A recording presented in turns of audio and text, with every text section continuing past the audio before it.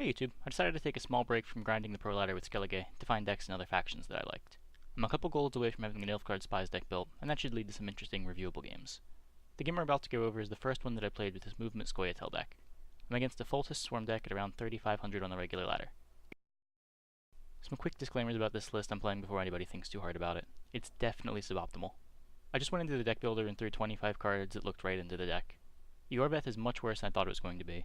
Certainly worse than Geralt Ard would be here. I'm also probably playing too many movement effects, and Ida is probably not the most valuable silver I could be playing. I just wanted to see how the mechanics of the deck felt. Starting out, I feel a little overwhelmed with my options. Most of my hand is viable to play. I want to Orveth before getting the archers down, but I don't want to Orveth a 4-point unit. I could just make an Ekimara intending to pass and lose up a card with carryover, but the line I opt for is to play out Yavin. I lost the coin flip, so this is only flipping the coin back around.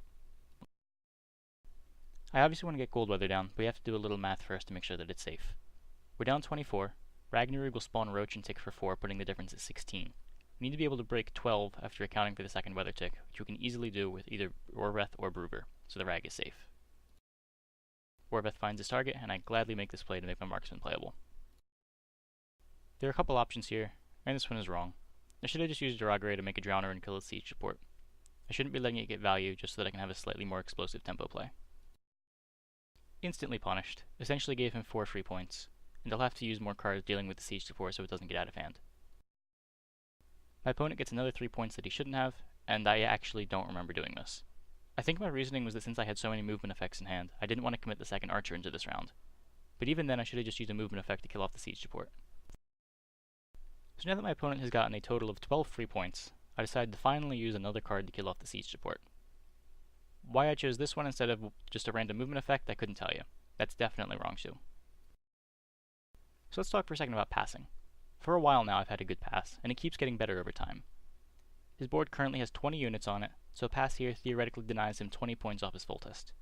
However, with Goldweather ticking, I'm not too worried about a 25-point Foltest going down. I should be able to stay ahead of anything that he plays, so I stay in the round. I've committed so much into the round at this point that I feel required to win it. Hittori gets a good amount of points in a short round, and his deck seems to rely on longer rounds. On the other hand though, having control over round length is pretty important when you're trying to Goldweather your opponent out. He gives me a pass, and I couldn't take it any faster.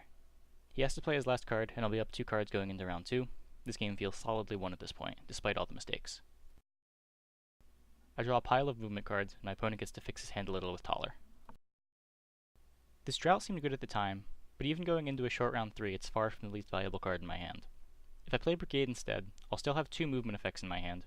Drought will tick 3 times. Since I have movement effects, the ticks will likely be for 2 points, then 4 points, then finally 6 points for a total of 12 points. Contrast this with Brigade, who's only worth a static 8 points, 10 if I draw Marksman. I send back a movement card to try to find a real card, but I'm just stuck with more garbage 10-point bronzes. My hand is only worth either 47 or 49 points depending on how Barclay hits. This Shani looks to only be worth 12 points, but it's certainly going to end up being closer to around 20, as Shani tends to be. This play is inexcusably bad. Denying 4 points off his Commander's Horn by playing Brigade first is literally free. And then I lose by exactly those 4 points I could have denied him. So I played this game exceptionally poorly, but playing a deck for the first time that's to be expected, and part of the reason why I wanted to review this game. Even despite the numerous missteps in round 1, I somehow managed to get a favorable result out of it, and then I managed to throw the game 2 more times with the Drought, and finally the Brigade. If you never go over these games after losing, it's easy to discard a deck before giving it enough time, or to think a deck is weaker than it actually is because you made mistakes. While I lost this game, because I reviewed it, and got to see how close the game was despite the many mistakes made, I think this deck is much stronger than I thought it was before I played this game. It's easy in the moment to blame the whole loss on one mistake you made in the end, when in reality the final mistake was just the last straw. Until next time.